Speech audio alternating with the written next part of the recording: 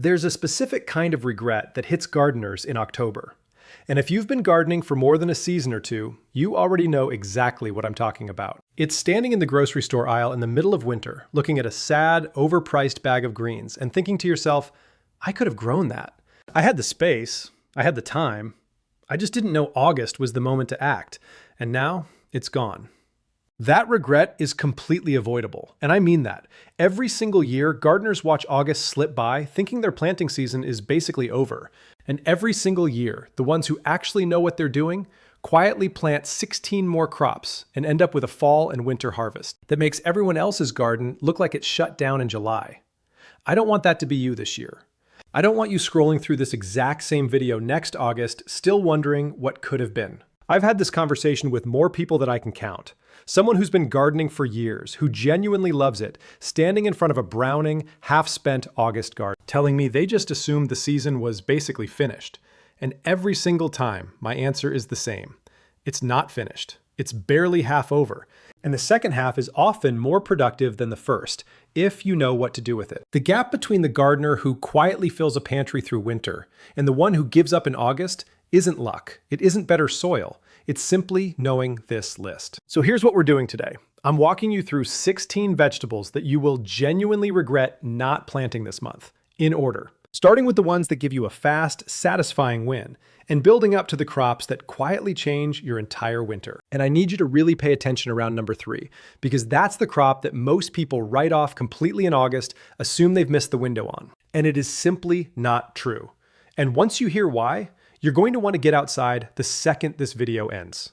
Let's start with number 16. Number 16, green onions.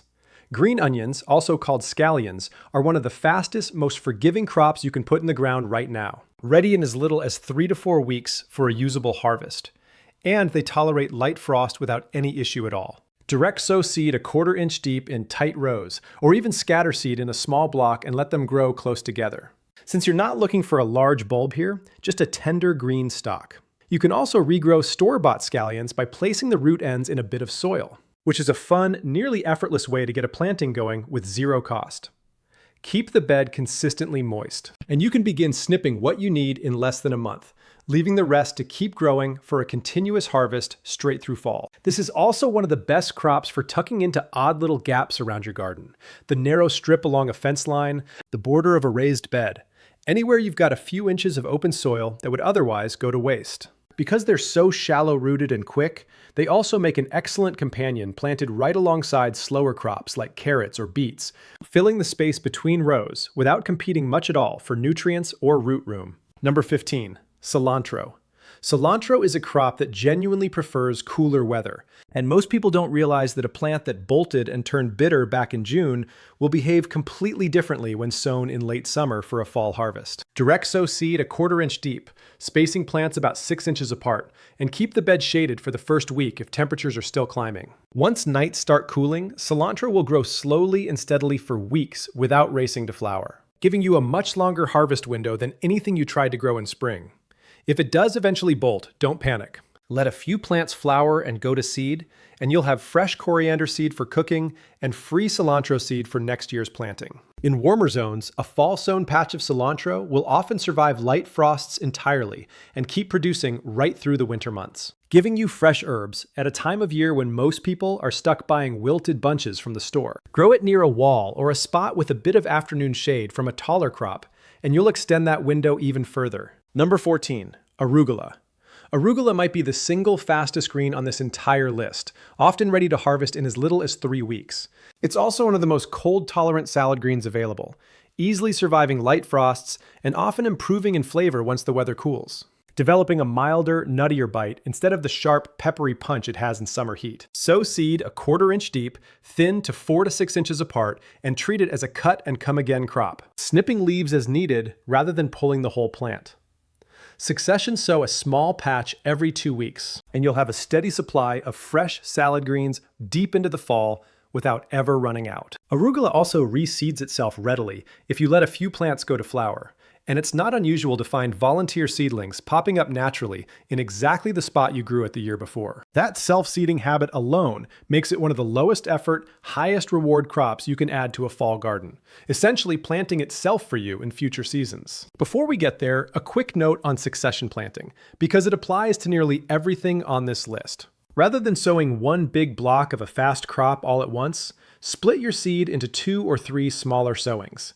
It costs you nothing extra, and it means you're harvesting in steady, usable amounts over weeks instead of getting buried. Number 13, mustard greens.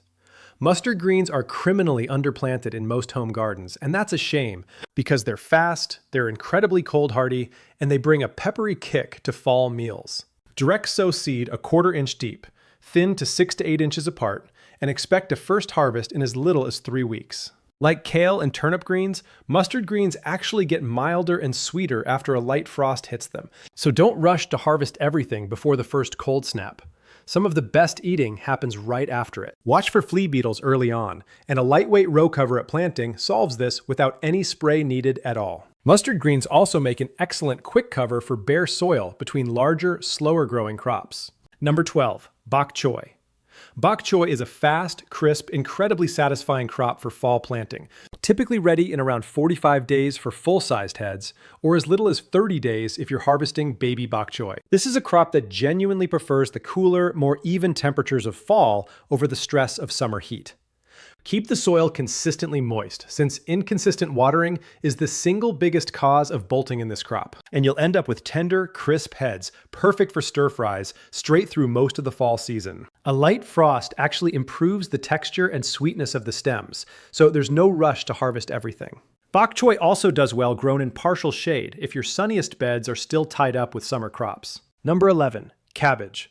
Fall cabbage is, in a lot of ways, easier to grow well than spring cabbage. Set out transplants now, spacing them 18 to 24 inches apart, depending on the variety's expected head size.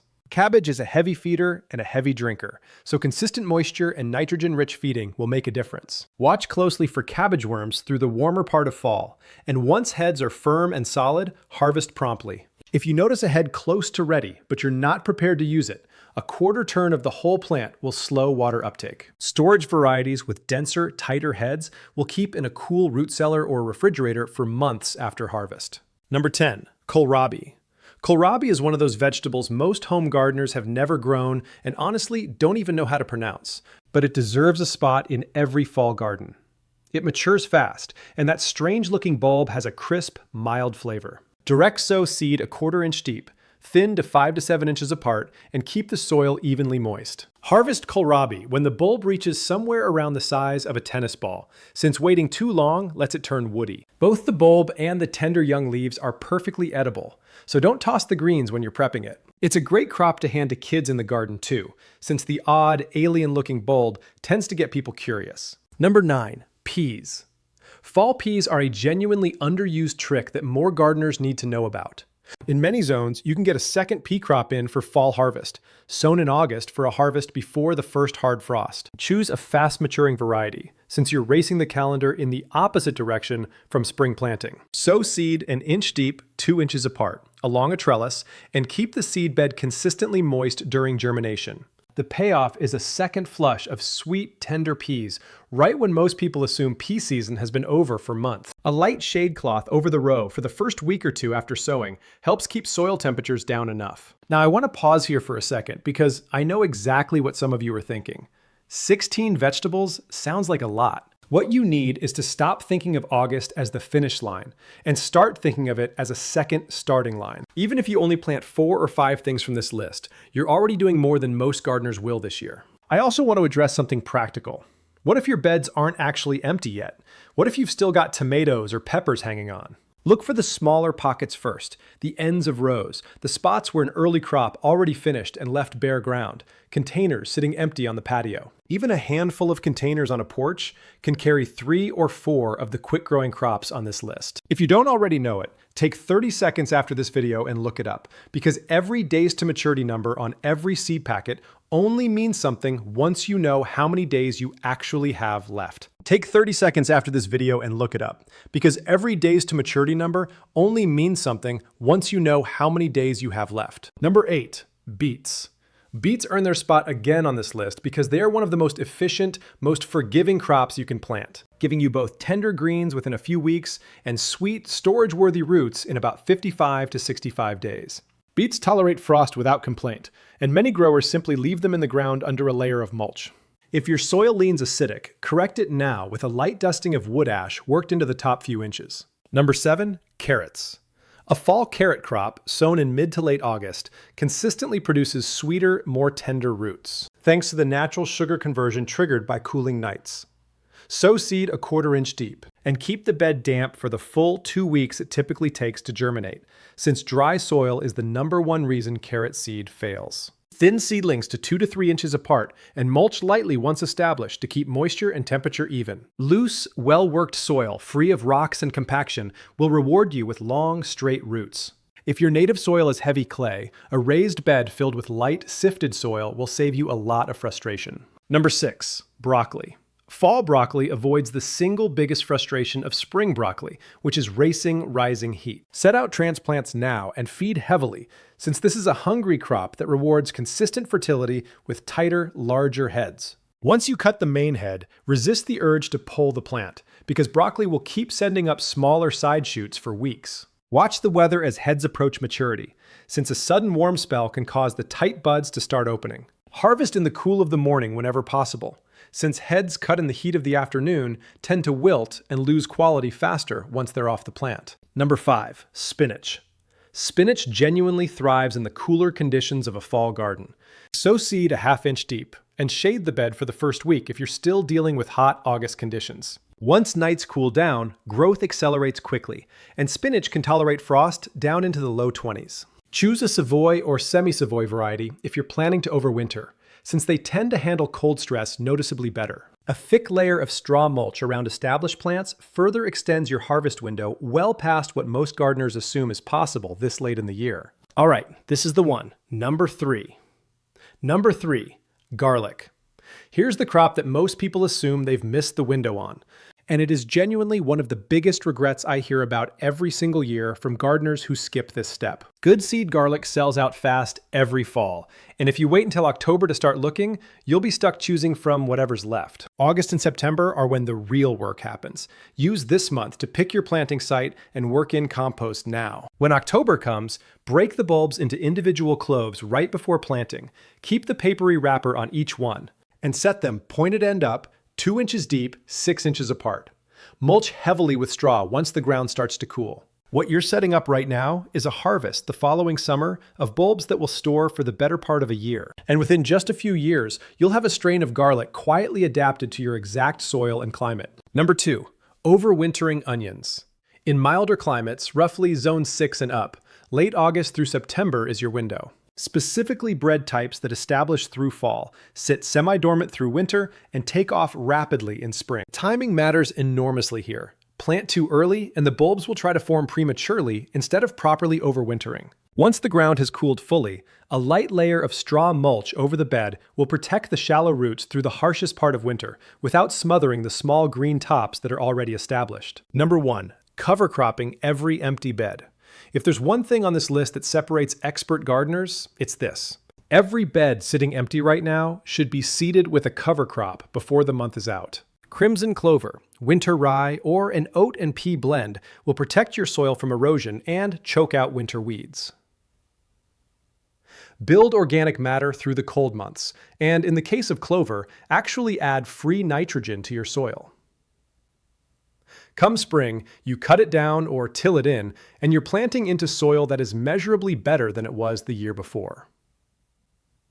So that's the full list, 16 vegetables, and honestly, 16 chances to make sure October and November of you doesn't look back at August and wish you'd done something different. Instead of paying whatever they're asking for wilted greens at the store, you're walking out your own back door with a basket, cutting exactly what you need for dinner. Fresh, free, and grown with your own hands. Go outside, pick the 3 or 4 crops from this list that fit your space and your climate, and get seed or transplants in the ground this week, not next week. Tell me in the comments which ones surprised you the most.